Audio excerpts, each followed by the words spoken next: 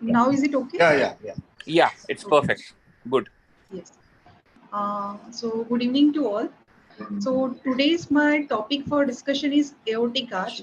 So today I will be covering the embryology and the anomalies, and I will be showing the pictorial representations of the aortic arch. And in the next session, we will include the DSA images and the endovascular implications of the aortic arch.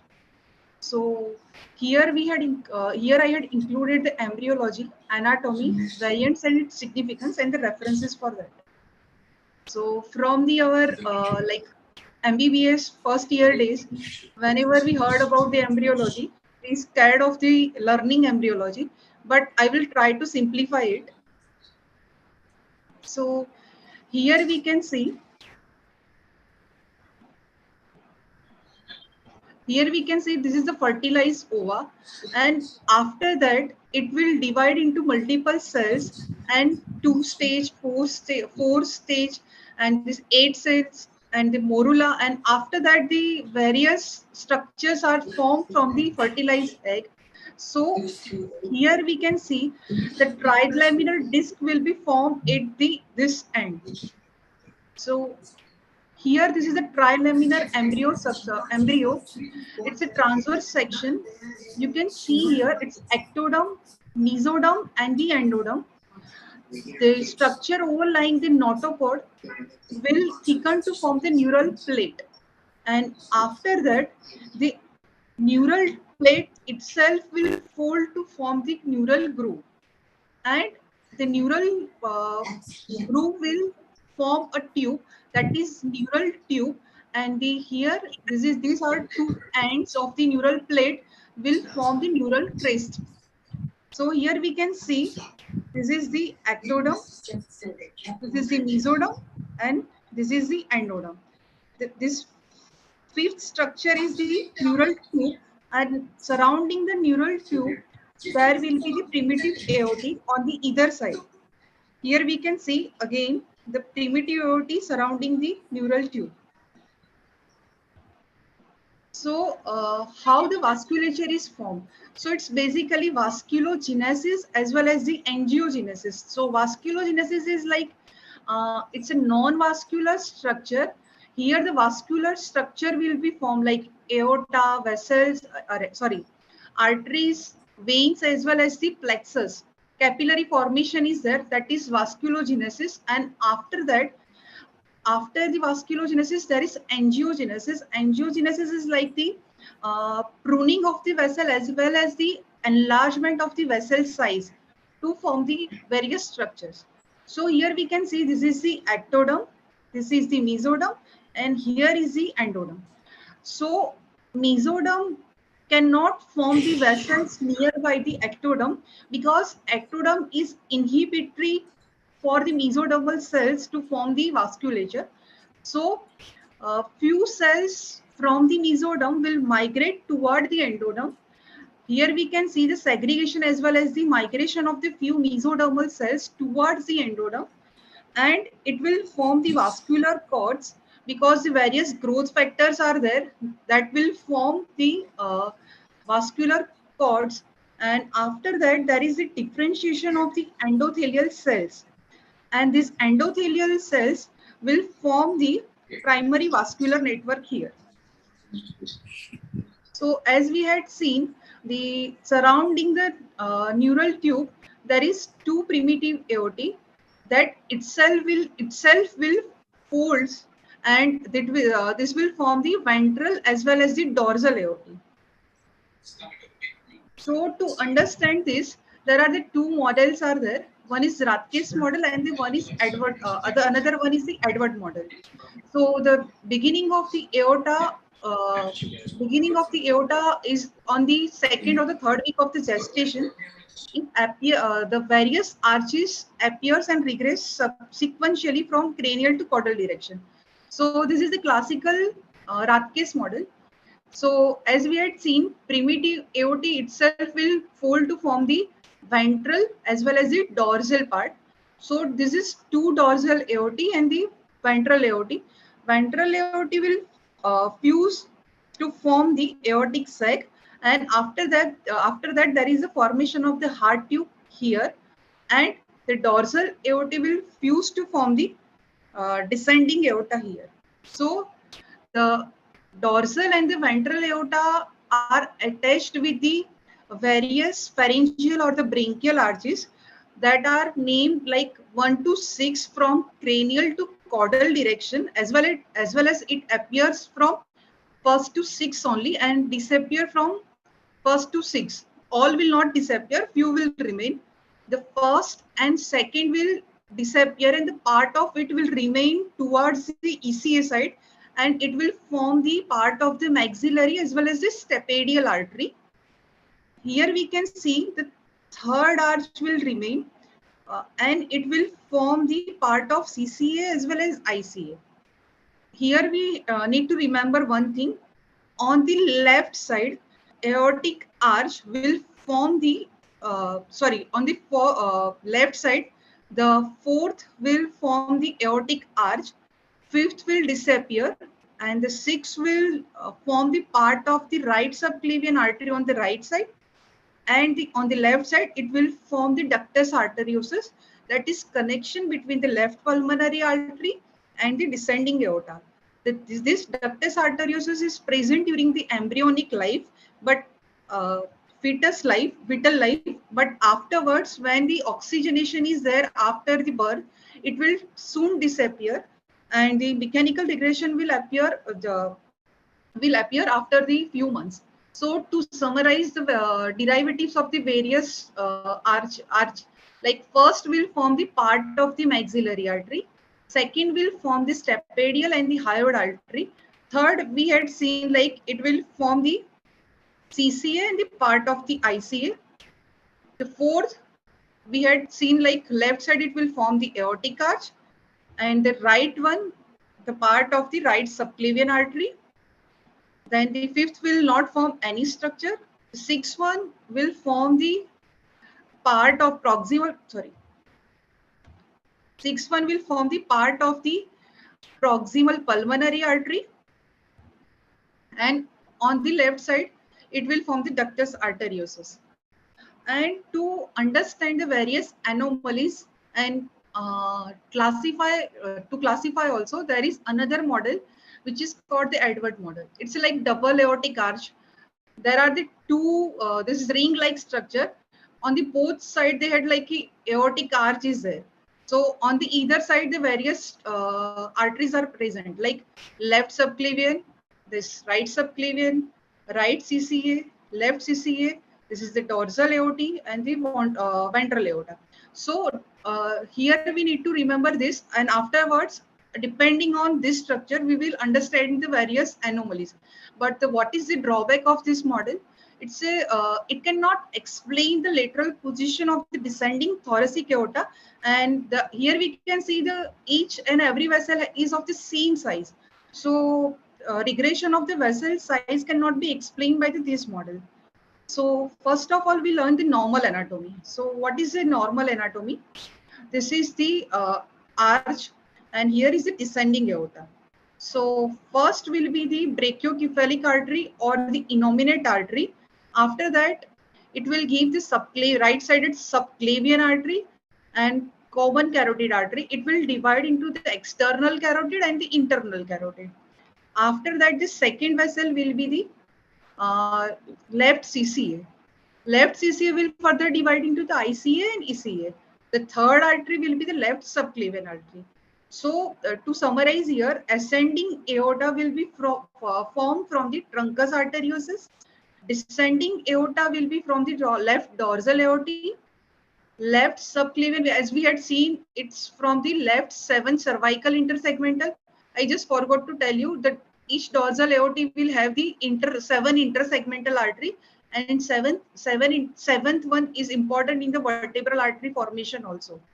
So the CCA will be formed from the third arch artery proximal to the external carotid bud, and the ICA will be from the third arch artery and the cranial part of the dorsal aorta. And right-sided subclavian artery will be formed from the fourth aortic arch and the 7th intersegmental artery. So now we will go to the variants after learning the normal anatomy. So the most common variant is the bovine arch. It is seen in the 10 to 20% of the normal population. It's benign variant, but we have to remember that it is associated with the thoracic aortic aneurysms in elderly population. And when you are not anticipating that it can be there, then chances of neurovascular complications can be there. And it is a misnomer. In the here we can see this is exactly the bovine arch. All the vessels are arising from the single trunk, but it's rarely seen in the human. It's seen in the cattle, so it's a bovine arch. In human, it's like a shared origin or the direct origin from here only. So here we can see from the innominate artery, the left common carotid is arising, and here it's nearby the root only. So now we will go to the second type of anomaly, vertebral artery anomalies. So here we can see this is the arch of aorta, and the left vertebral artery is directly arising from the aortic arch only instead of arising from the left subclavian. So incidence is 2.5 to 2.4 to 5.8% in autopsy findings, and it's a higher likelihood of dissection because we can see here it's the longer course of the vessel in the neck, as well as the congenital structural defect within the arterial wall, and that causes the altered cerebral hemodynamics. And the another thing is that the pica termination is common from this type of vessel. So there are chances of the infarct, cerebellar infarct is more. So that is common with this type of anomalies. And the anterior cervical spinal procedures, when they are doing, there are chances of the dissection and the uh, rupturing these vessels are high. Here we can see the right vertebral artery is directly arising from the right common carotid artery. This CCA origin of the VA is more common on the right side.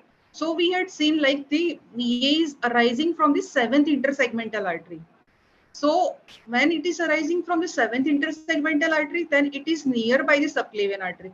But here it's higher origin. So it's third to sixth. So it will go toward the cranial side. So there is it is arising from the CCA. So just it's like we have to remember like preoperative and the surgical, preoperative surgical and the endovascular planning.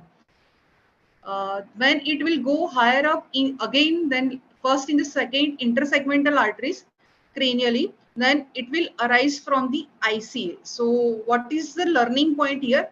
If the atherosclerosis is affecting the CCA or nearby here, then we can see like anterior and posterior circulation infarct can be there on the same side.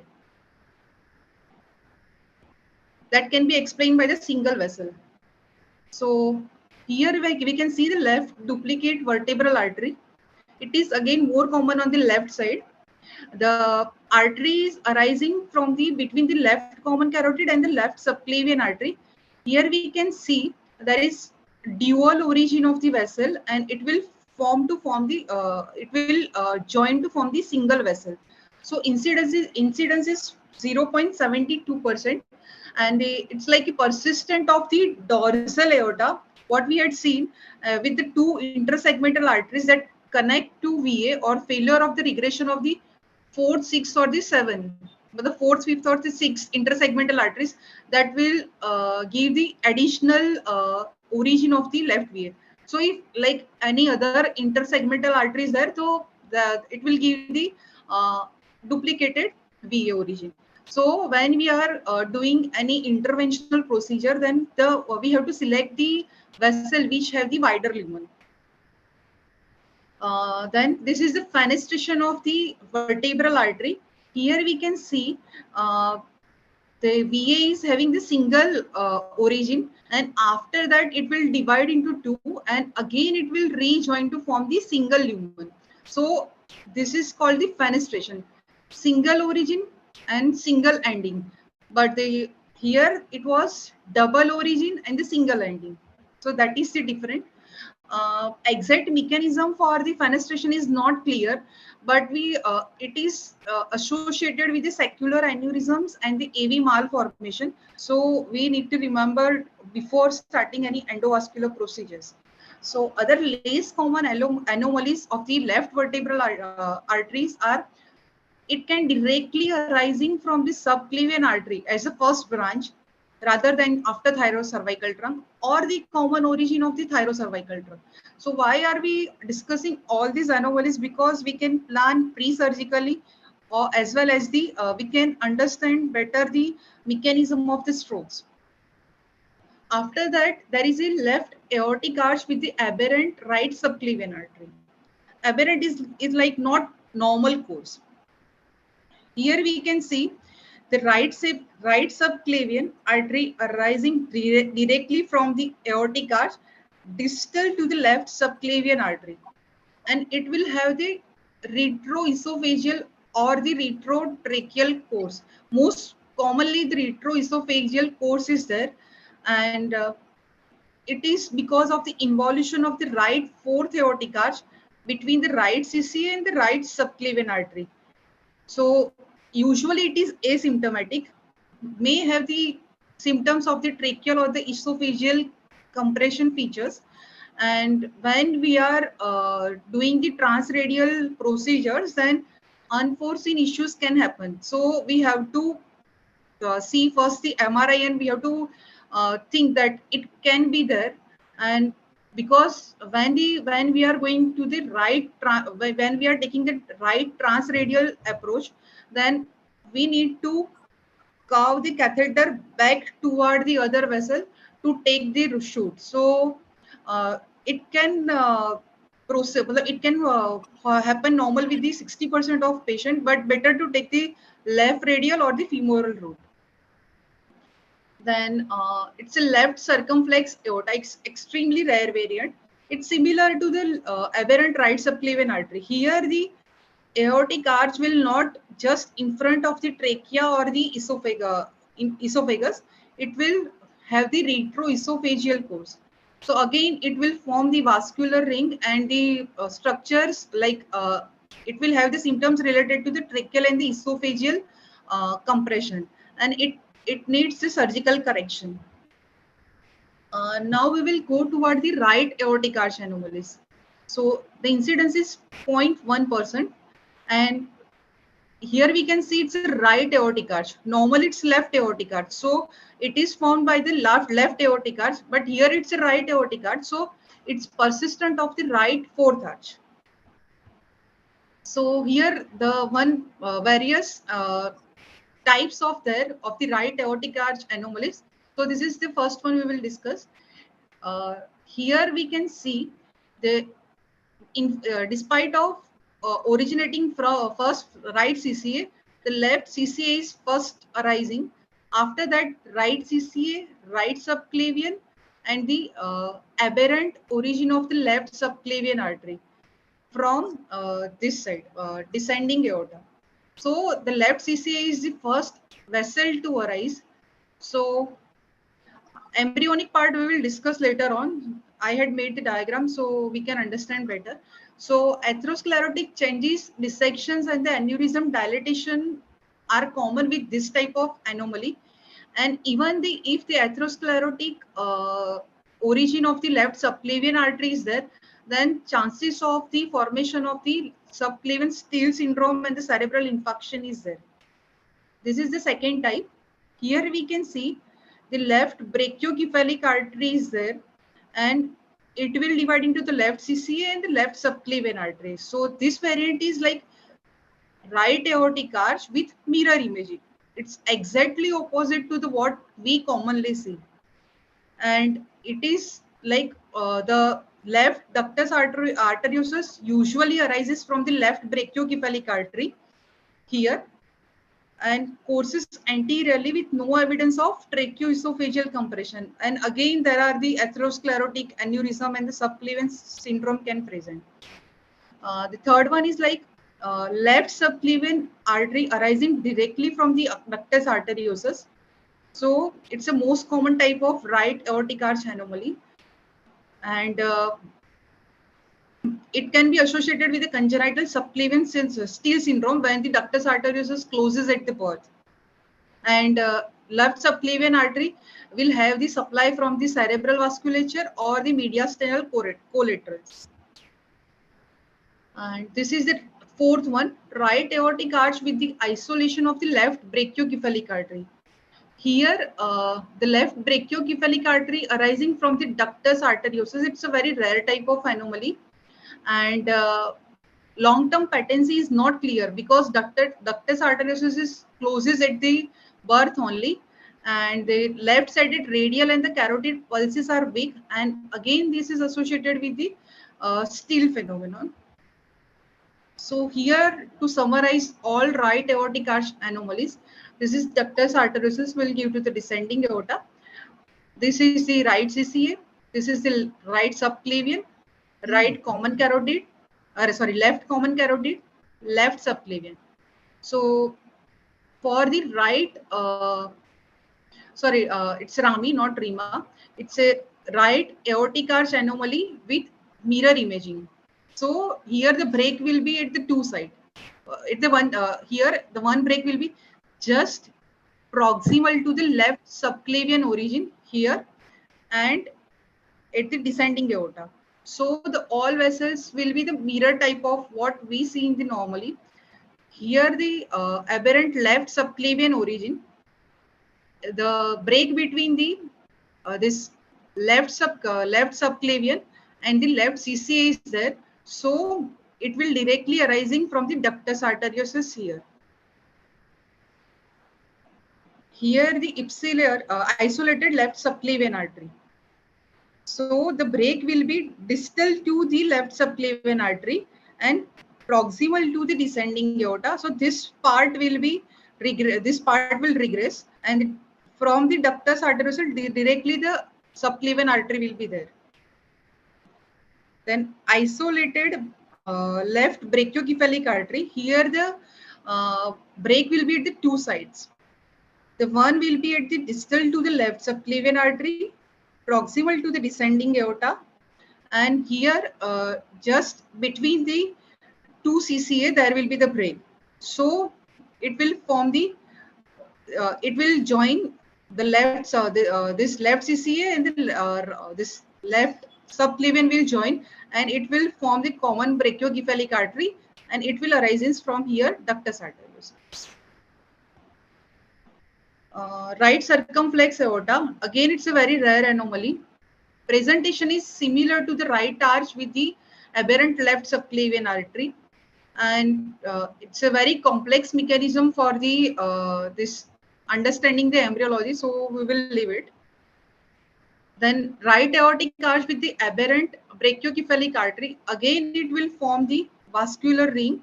So this variant is results from the regression of the left fourth aortic arch between the ascending aorta and the left common carotid artery with the persistent of the left dorsal aortic root and the left ductus arteriosus. So the left ductus arteriosus persist and connect to the brachiocephalic artery. Here we can see ductus arteriosus persist and it connects to the brachiocephalic artery, and the pulmonary artery connection is there. So vascular ring, and again the tracheal and the esophageal compression features will be there. Now we will go towards the easy side. It's a cervical aortic arch. Unusually high position of the aortic arch in the low or the mid neck region. It's more common on the right side. So normal arch will be formed from the fourth. So here it will form from the third one. So the failure of the fourth aortic arch to descend, the two possibilities can be there, and usually associated with the micro deletion of the locus 22 Q11.2, and it is usually have the unusual origin of the internal and external carotid arteries with the descending aorta located contralateral to the arch, usually asymptomatic, but can rarely have the pulsating march at the clavicle, or they can have the compressive symptoms related to the trachea or the esophageal compression features. And it can be associated with the aortic aneurysms or the atherosclerosis. atherosclerosis. And this is the double aortic arch. Here we can see the two arch on the right as well as the left side. Fourth aortic arch will persist. So it will form a ring-like structure and it will surround the trachea and the esophagus. And usually the one side is dominant and that is the right side. And the it's a very due to sporadic nature, no enough data on the long-term prognosis or the endovascular point of view. Then coarctation of aorta, there is tight stenosis distal to the left subclavian artery. It can be preductal or the postductal. There are the three mechanisms to explain the coarctation of aorta. It's like the ductus arteriosus tissues will go towards the aortic wall, and after when the ductus arteriosus constricts postnatally, this tissue in the isthmus constricts and it will lead to the coarctation of aorta. And the second mechanism is altered hemodynamics, in which abnormal preductal flow or the abnormal angle between the ductus and the aorta will relate to the increased right to left ductal flow and decreased flow in flow across the arch and the isthmus, resulting in the, because it's like a not normal flow occurring in the vessel, so it will constrict over the period of time. Then abnormal involution of the small segment of the left dorsal aorta, which may later move cranially with left subclavian artery. And what can be the features? Upper extremity hypertension, rib notching when we see the chest X-ray, delayed femoral pulses, and the collateral blood flow. So why are we studying it? Because the neurovascular complications can occur with this. Intracranial hemorrhage, subarachnoid hemorrhage, in 12 to 7% of the subarachnoid patients, it has been reported, and it is associated with the spinal hemorrhages also. And recurrent coarctation, aneurysm formation, and the persistent essential hypertension are common even after the surgical or the neuroendovascular repair. And after that, the pseudocoarctation. So what is the pseudocoarctation? It's not actually coarctation, but the just kinking or the buckling of the descending aorta at the level of ductus arteriosus. So absence of the narrowing of the aortic lumen, and it's due to the failure of the compression and the fusion of the third through 10 segment of the dorsal aortic roots and of the left fourth segment. It's this is the unclear mechanism for the pseudocoarctation and may produce the hemodynamic condition and can be associated with the aneurysm and the risk of rupture. And these are the references for my presentations. And I would like to thank my mentors and all of you, and special thank to Dr. Rahul Kumar sir and Dr. Gigi to organize this type of meeting. Actually, we will be continuing with the aortic arch 2. That will be the DSA images as well as the endovascular implications. Thank you. Great presentation, Riddhi. You have worked very hard indeed, because these are difficult concepts to understand. My only suggestion in this is there are two ways of understanding and studying embryology that I have seen in my own experience. One is to list out all the abnormalities, all the problems like you did, and try to fit it into a model, for example, the Edwardian model or Paget's model or whichever model you want to use. And the second way, in fact, why do we need a second way? For the simple reason that the amount of information that you have presented in 25 or 30 minutes is so massive that in the next 5 to 7 days, everyone is going to forget it. So what I basically try to explain to all my students is you have to develop something called a matrix. A matrix is your understanding of what each of the players do in the particular game. For example, you very clearly mentioned that vasculogenesis and angiogenesis are two distinct, different procedures. But what you also have to understand is they are not simultaneous procedures. They are not successive procedures. That means you do not have the formation of the matrix first and then it gets pruned into a vessel. It does not happen that way. Both these processes happen at the same time. So you will have a situation in which the mesothelial cells, along with the endodermal cells and the ectodermal adventitia, will come together in one place and disappear, come together and disappear, form a clump, form a tube, disappear, break, connect, join, everything depending on the signaling in that area, as well as the hemodynamics of that particular area. So what you have to also understand is that the persistence or the disappearance of a particular vascular structure is dependent on the signaling as well as on the local hemodynamics of that particular embryo at that particular point of time.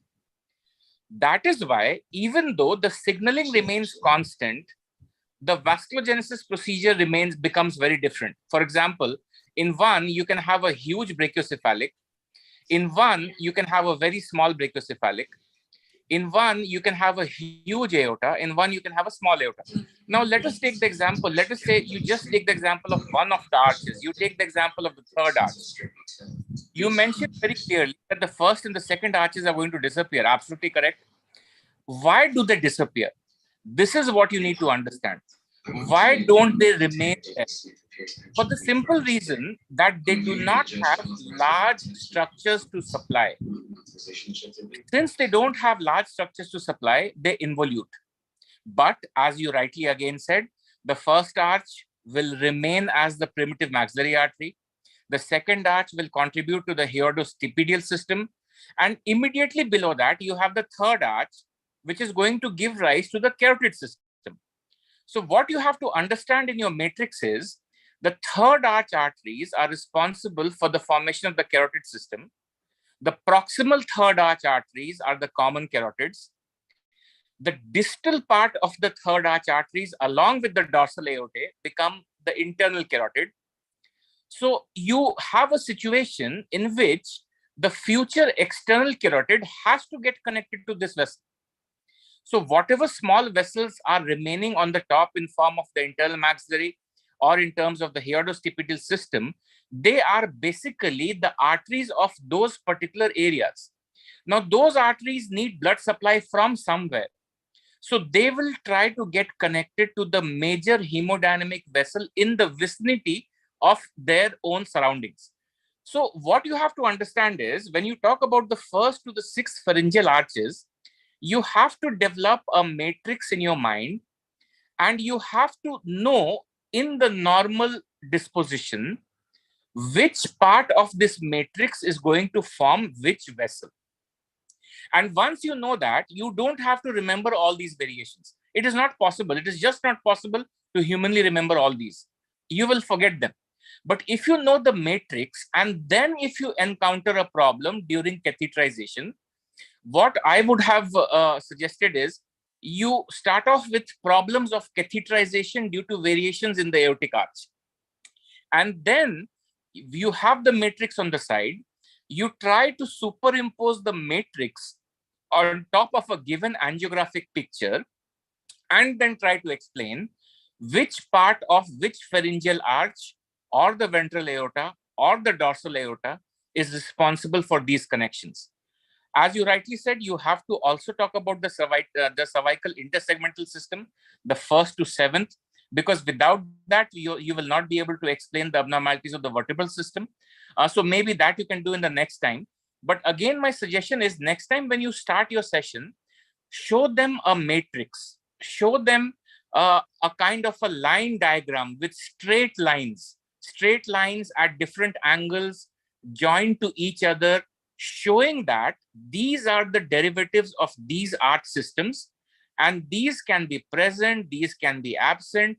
If they are present, you can use your imagination. In fact, all the abnormalities that are possible, there are at least maybe 1 million possible combinations that are there, that are out there. Every year we find one or two, and then we try to put it into our matrix, and then we try to explain how exactly this would have happened. So rather than listing out all the abnormalities, you list out the matrix and then say that depending on the sustenance or the regression, you can have either this abnormality, or this abnormality. In that way, it will be easier for you, because I'm sure if I come for your exam and ask you these questions which you have presented, you won't remember them. So that is my point. Sir?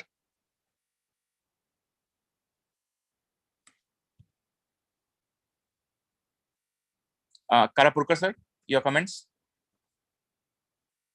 I was muted.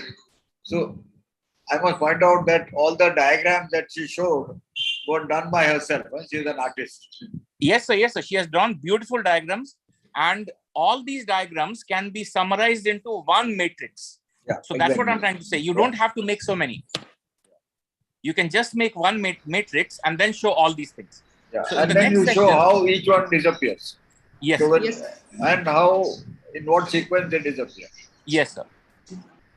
So, yeah, what Rahul is suggesting is very right. If you can get that hold of that matrix, I think you can do that. And next time you can cover that. Yes. You have done a beautiful job today, but as you said, this is a fantastic job, because the amount of information is so much that I'm sure that it will be very difficult for you also to remember at the end of this. Very good. So thank you very much, Riddhi. Very good presentation.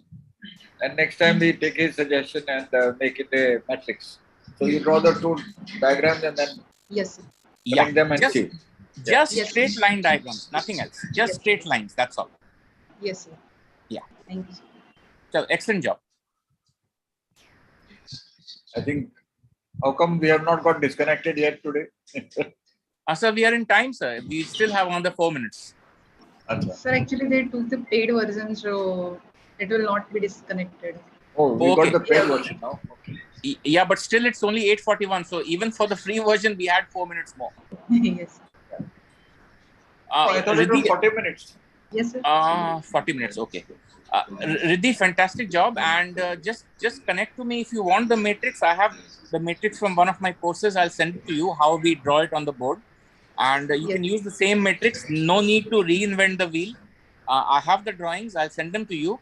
Just make sure that you get comfortable with the drawing. And if you have any questions, you revert back to me. Okay, sure, sir. Thank you so much, sir. Yeah. Very good. Yeah, excellent, Riddhi. Okay. Good night, sir. Good night, everyone. Good night. And we meet again next Thursday. Dr. Gigi. Dr. Gigi.